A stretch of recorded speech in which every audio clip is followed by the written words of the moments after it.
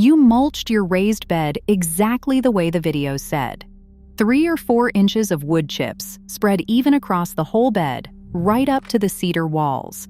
2 weeks later, you pushed your fingers down through those chips, and the soil underneath was dry, dusty, cracked. That is not your fault.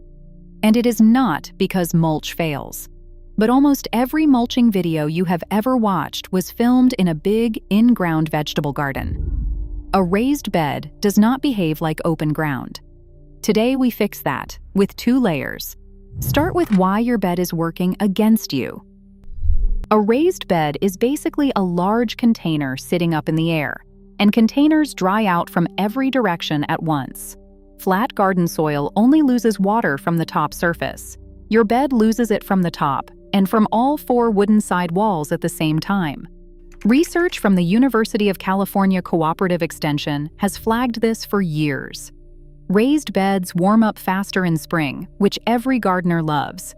But that same speed turns into a liability in July.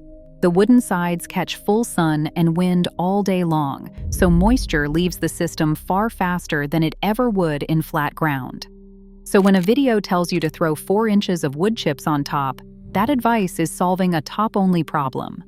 Your bed has a 5-sided problem. And here is the detail everyone misses. Dry wood chips repel water. Gardeners call this hydrophobic, and it means exactly what it sounds like. When a light rain or a quick pass with the hose hits 3 inches of bone-dry arborist chips, the water beads up on the surface, runs sideways, and drips straight off the edge of the bed frame. It never reaches the soil at all.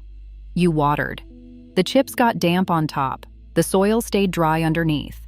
You did everything the video said, and the mulch quietly blocked your own water. That is failure number 1.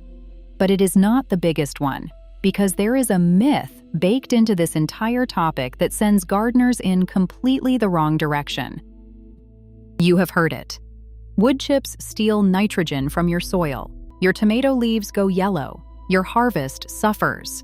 It is one of the most repeated warnings in all of gardening. And for surface mulch, it is mostly wrong. Let me be precise here, because the accuracy actually matters. Dr. Linda Chalker-Scott, an urban horticulturist at Washington State University, has reviewed the research on this question for more than 20 years. Her finding is clear. When wood chips are used as a mulch, sitting on top of the soil surface, they have no meaningful effect on the nitrogen your plant roots can reach. There is a real nitrogen effect, but it lives in a paper-thin zone right where the chips touch the soil. Microbes at that boundary borrow a small amount of nitrogen to break down the wood fiber. That zone is millimeters deep. Your carrot roots and tomato roots are inches below it, in a huge volume of soil. They never notice. Now, this is where the myth came from and where it becomes completely true. Take those same fresh wood chips and mix them down into the soil, and everything changes. Chalker-Scott is blunt about this. Do not amend soil with fresh wood chips, because that will deplete nitrogen. When you till chips into the root zone, you spread that hungry, decomposing boundary through the entire bed. Now the microbes really are competing with your plants for food. Now your leaves go pale. So the honest version is simple. Wood chips on the surface, fine. Wood chips mixed in, problem. And in a shallow raised bed, that distinction matters more than anywhere else in the garden, because it is so easy to accidentally work chips down into a small volume of soil every time you plant a seedling or pull a weed. That is the trap. So let's build the fix. The fix is 2 layers, and each one does a completely different job. Layer 1 goes directly on the soil. It is a thin layer of fine compost. That is the feeder. It holds moisture against the soil and slowly feeds the bed from above. Layer 2 goes on top of the compost. It is a coarse, airy mulch. That is the shade. It blocks direct sun, slows evaporation, and shields the compost underneath from drying out. 1 layer feeds, 1 layer protects. Together, they solve the 5-sided drying problem that plain wood chips cannot touch on their own. Layer 1. Fine, finished compost, spread directly onto the bare soil surface, about 1 inch deep. That is it. Why compost first instead of chips? Because compost behaves like a sponge. When rain or hose water hits dark, crumbly compost, it soaks straight in and holds on, then releases slowly down to the roots below. A study out of Cal Poly found that a simple mulch layer cut surface evaporation to around 40% of bare soil losses within the first few days. Compost gives you that water-holding benefit, and it feeds the bed at the same time.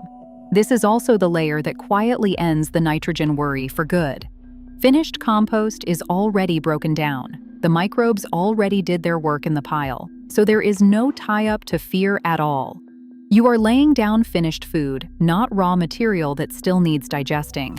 1 inch is the target on an established bed. Go much thicker, and on a raised bed with sharp drainage, you can hold too much water right at the crown of your plants. Keep it light. This layer is a blanket, not a mattress. Now, compost on its own has one real weakness. Left exposed to direct sun and wind, the surface dries and crusts over, exactly the way bare soil does. A hard crust on top sheds water almost as badly as those dry wood chips did. Which is exactly why we do not stop here. Compost needs a bodyguard. If this is clearing things up for you, hit subscribe. Roots and Knowledge covers raised bed soil science every single week. Layer 2. A coarse, airy mulch spread over the compost. Straw, coarse arborist wood chips, or shredded autumn leaves. 2 to 3 inches deep. The word that matters most here is coarse.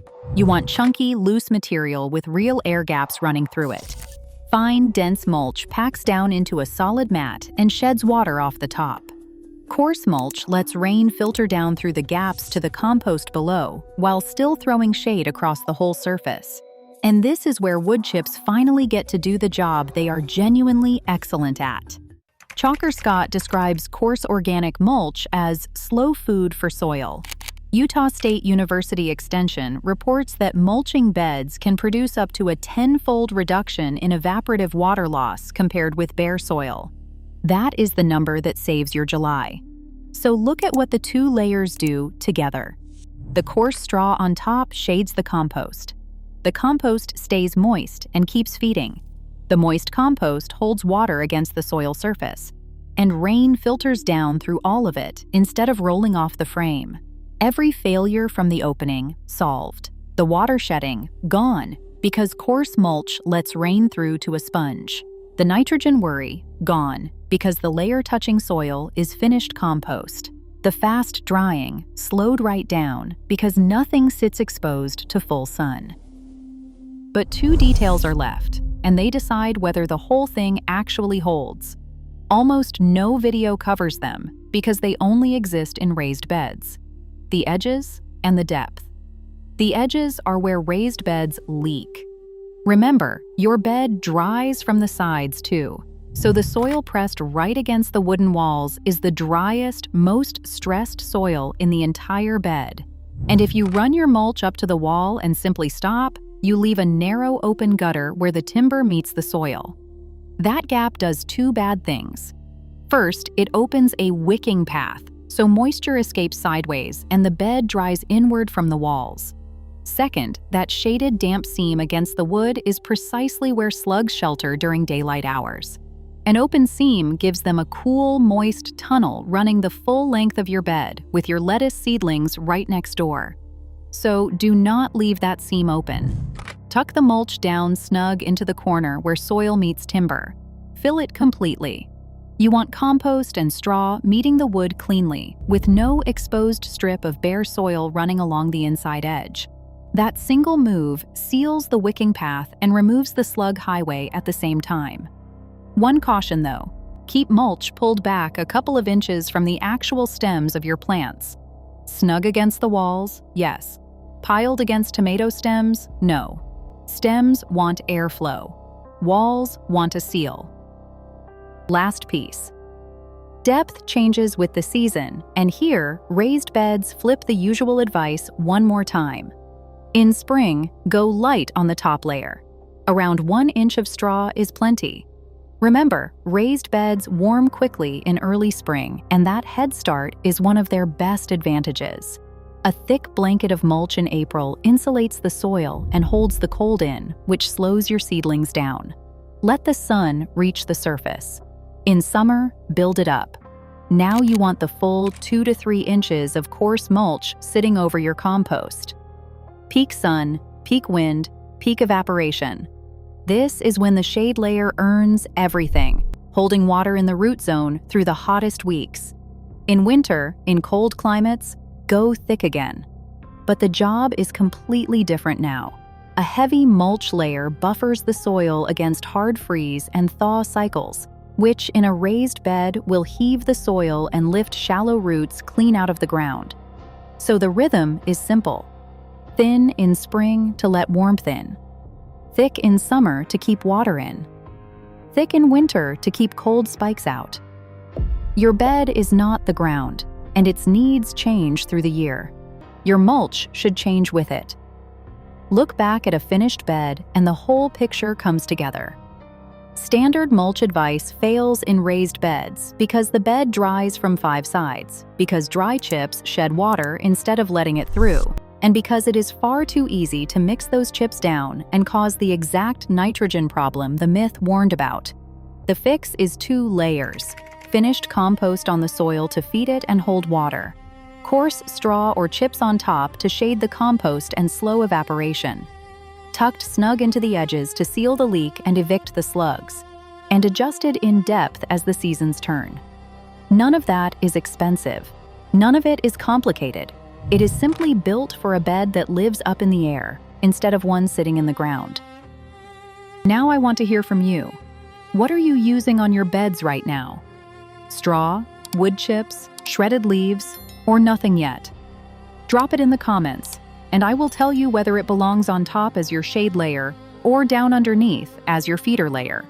And if your raised bed soil keeps drying out no matter what you put on the surface, the problem may be deeper than mulch. Something happens inside a raised bed in summer that quietly bakes the soil from the inside out. That is the next video. Your raised bed. Soil is cooking itself. It is on screen right now. Go watch it.